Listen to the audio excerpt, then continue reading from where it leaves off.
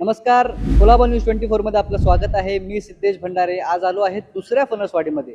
Ward क्रमांक 222 मध्ये जिथे रीटा मकवाना या स्टँडिंग नगरसेविका होत्या.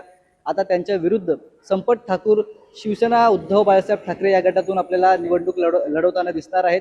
आज आपण त्यांच्याशीच बातचीत करणार आहोत. त्यांचं नेमकं वॉर्डाचं विजन काय आहे, वॉर्डाचा विकास ते नेमका कसा करणार आहेत, हेच आपण त्यांच्याकडून जाणून घेणार आहोत.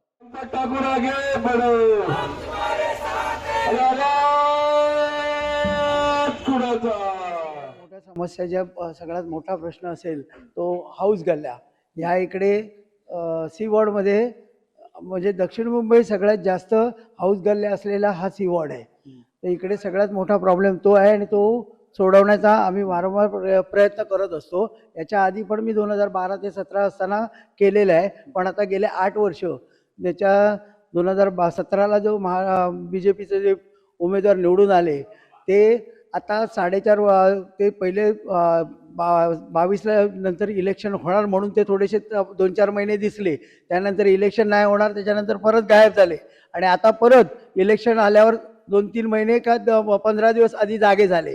तर त्यांच्यामुळे बऱ्याचशा गोष्टी राहिल्या. त्यांनी त्यावेळेला 5 वर्षात त्यांच्याकडे जो कालखंड होता तो त्यांनी करायला हवा होता, पण त्यावेळेला त्यांनी दुर्लक्ष केलं आणि लोकांना माहिती आहे, लोकांचा माझ्यावर विश्वास आहे. 2012 ते 17 त्यांनी माझ्याकडनं माझा अनुभव घेतलेला आहे. हा माणूस किती कामाचा आहे आणि कसा लोकांसाठी 24 तास कधी हाक मारली तर रात्र असो सकाळ असो.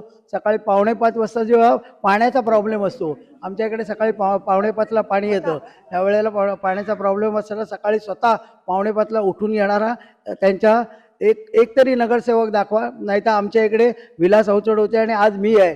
लोकांचे जेवढे पाण्याचे प्रॉब्लेम असतात त्यावेळेला मी स्वतः जाऊन ते सॉल्व्ह करतो. साहेब, बिल्डिंगचं रिडेव्हलपमेंट वगैरे सध्या क्लस्टरमध्ये सगळीकडे चालू आहे आणि हा महानगरपालिकेमध्ये येत नसला तरी आमच्या छोट्या चाळी आहेत त्यांना आम्ही रिक्वेस्ट करतोय, तुम्ही प्रत्येकाने एक कमिटी करा.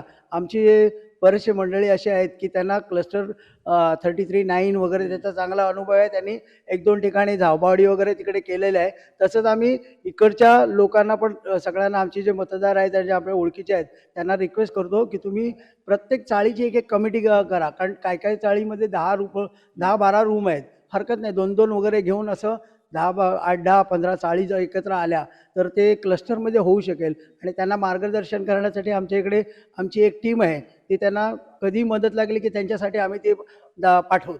माझ्यासमोर आव्हान, उलट लोकांना विचारा, त्या 4.5 वर्षात म्हणजे आता 4.5 वर्षात दिसल्या नाहीत म्हणून लोक म्हणतात आत्ता कुठे आलात तुम्ही. काही जण तर त्यांना पुष्पगुच्छ द्यायला बाजूच्या बाईला दिलं आणि त्यांना ओळखतच नाही. म्हणजे त्यांच्या डोअर टू लोकांना गल्लीबोळामध्ये त्यांचा हेच नाही, येणं जाणंच नाही आहे जेवढं की माझं आहे. आज तुम्ही माझ्या पश्चात जाऊन प्रत्येक गल्लीत विचारा संपत ठाकूरला ओळखता का. अपवादाने कोण असं भेटेल की तो संपत ठाकूरला ओळखत नाही. 100% संपत ठाकूर हे नाव जनमानसामध्ये कोरलेलं आहे. त्यांचा जो जनसंपर्क आहे तो खूप भरपूर दांडगा संपर्क आहे. ते 4:45ला सकाळी ठाकूरदा नाक्यावर असतात आणि रीटा मकवानांचं काम आम्ही बघितलं आहे. ती आली तर मोदीच्या लाटेवर आलेली आहे. त्यामुळे आता ती येणं अशक्य आहे. त्यामुळे हा विजय हा शिवसेना, मनसे आणि राष्ट्रवादी शरद पवार गट यांचा हा निश्चित आहे.